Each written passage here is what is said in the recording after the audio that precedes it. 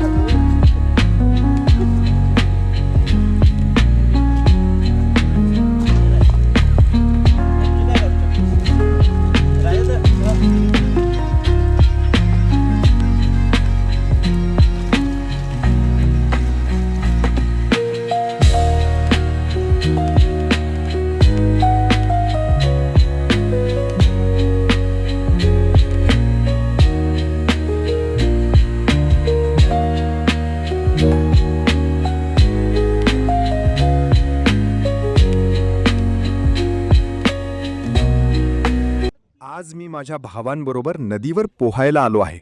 सकाळचे आल्हाददायक वातावरण, थंडगार वारा आणि नदीचं स्वच्छ शांत पाणी मनाला प्रसन्न करत आहे. नदीच्या काठावर हिरवीगार झाडे डोलत आहेत.